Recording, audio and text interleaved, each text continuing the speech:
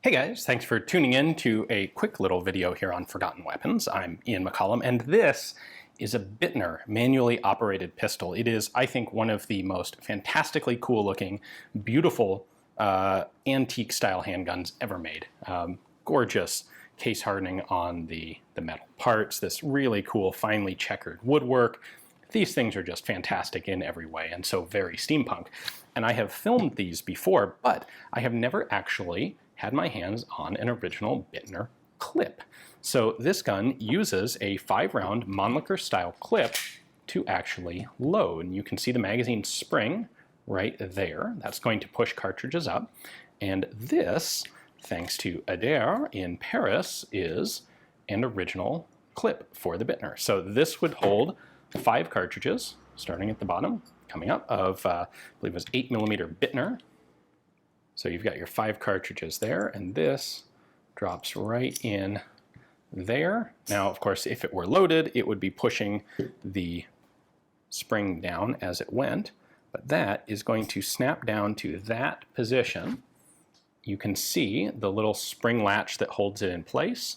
We have a clip release right here, and if I push that, you can see it opens, it releases that. And again, if there were cartridges here, that center spring would be pushing up on the cartridges, and lifting the clip release would allow the whole clip to come up out the top of the action under spring pressure.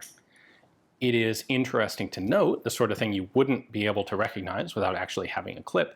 When the clip is properly locked in place, it actually extends down outside the bottom of the magazine well. The mag does not fully contain the clip on the Bittner. So your first cartridge, the nose of the cartridge isn't exposed because it's kind of pointing upward, and they slowly tilt up to being horizontal at the top. But that is what it would look like with an actual clip in it.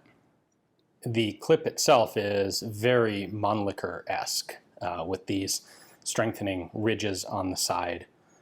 It is not interchangeable in direction. It can only go in one way, and it's only got the one latching surface.